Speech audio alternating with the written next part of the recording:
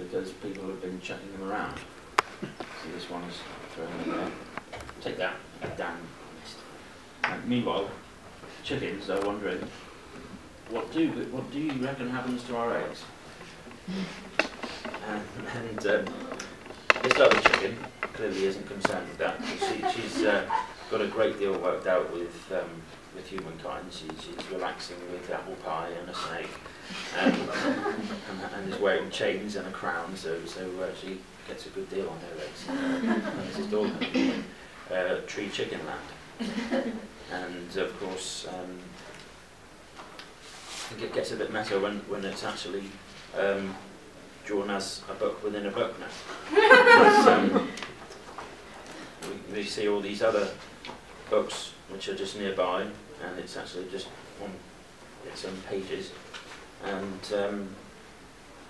back in Tree Chicken Land, they are going to attack the stickmen who have been chucking their eggs. So those chickens are saying, "So you thought it was grand to kill our kids? Sadly, we can't spare you." And they think, "Oh crap!" And the son is glad that it's wearing sunglasses, so that it doesn't have to see any of this. That's what I think happens. That was what I've actually, that's the main intention. Yeah.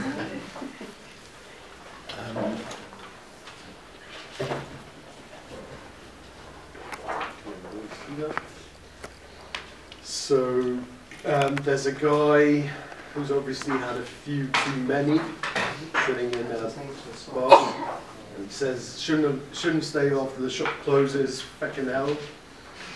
And then in this panel over here, he's praying to God to deliver pizza. But I think he sort of awakes the spirits of evil pizzas or something like that. As he's having pizza, the spirits of dead pizzas are attacking him, and shaming him, disgrace, let's get him. He doesn't feel very well, he dashes to the toilet, throws up, and the little bits of pizza go, "We're free!" Pizza spirits. My story is starts with a lady in the library says, "I wonder what it will say." And this library fish says, "Literacy rocks, and stop eating us." And I think it goes, I don't know, she's on the ocean or something. And then these boats fall into this underwater cave. There's little worms saying what happened.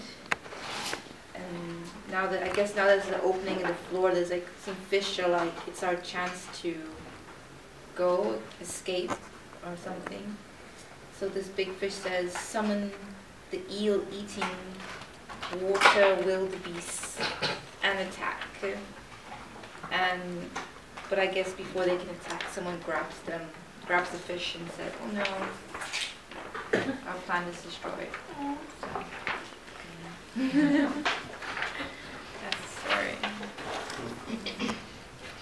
I think my story is beginning a fisherman, and one day a lot of bacteria found him in his own house window, and the next the bacteria thinks, the fisherman look very delicious, and they want to cook him. But the fisherman still didn't know what they are talking about. And the other bacteria says, "Do you mind just jumping in and try not to polish or something?" And and so the next friend is the bacteria cook the fisherman, but they also make him comfortable. So they ask him, "Too hot or too cold for you?" And and now he's been cooked. So I don't know, it's happy ending. That's how it Cool. So this one is about some sunflowers, and they're it's it's a daytime, the sun's out, and the sun is smoking a joint, I think, and it's pretty dark. And the sunflowers are at a bit of a loss for what to do. One of them's kind of very bored and kind of angry. Then one of them suggests that they play tennis, to which the very bored sunflower says that tennis sucks the worst. And nonetheless, it seems that they, as a group, decide to play tennis, which they do for a bit, and then they all decide that it's boring, and they say, let's get out of here. One of them suggests they go and get ice cream, and then from somewhere off screen, someone or something suggests maybe basketball next time. And that is the end. Have you got two? Have you ended up with two? Oh, appears that I have. I haven't even looked at this one. This might have been just underneath this one. So I think like one of the things that we've kind of experienced in Dalston is that we do these kind of workshops where they're exploring new ways to kind of present narrative, but then another thing that happens is that people say, I really kind of want to work out, you know, how to improve my inking or how to kind of develop my colouring, and so those kind of workshops like pop up every now and again. On Monday we are doing a Christmas card comics one panel special. So basically produce your Christmas card for this Christmas as a one panel comic, and you're all welcome to come down to that.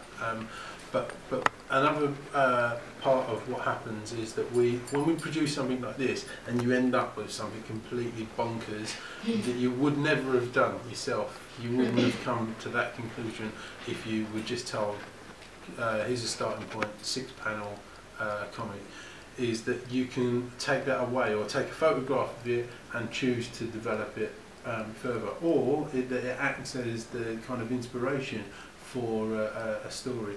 We do 24-hour comic book day, and this year we had a bit of a lock-in at the Hive in Dalston, so there was a bunch of us kind of like, almost went through the night, some people did, and the year before we broke away and people came back and finished it the 24 hours together.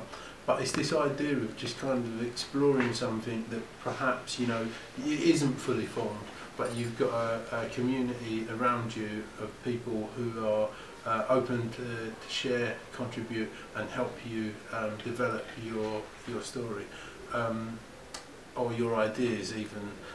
So we're looking for new people with new energy and perhaps a different frame of mind and a different background to come and collaborate with.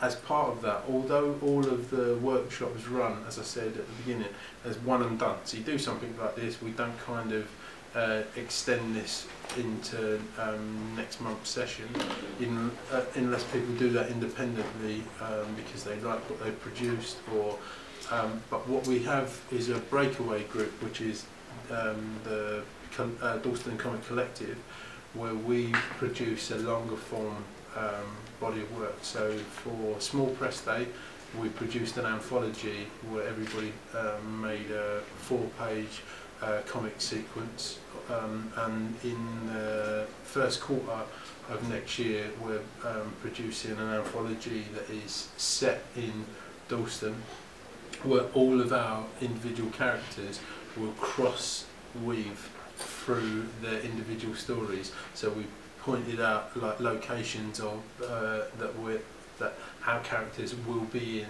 or be at perhaps at a certain point in over the course of 24 hours or over the course of their story, and so that we can say, oh, your character is going to have a conversation with mine, or your character will be in the background and this is what they'll be up to. So this is hopefully gives you an idea of how things can be explored. And also, if you've never done anything like this, like an exquisite corpse, then it's an opportunity to kind of see how out there perhaps you can push your ideas.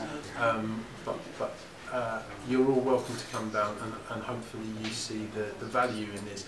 Even if, and this is the beauty of it, if you were the person who drew the first panel and you look at that page again, there's no way of kind of knowing that you would have come to that. And does it kind of, how does it stand up to what your idea or your ambition was at that point?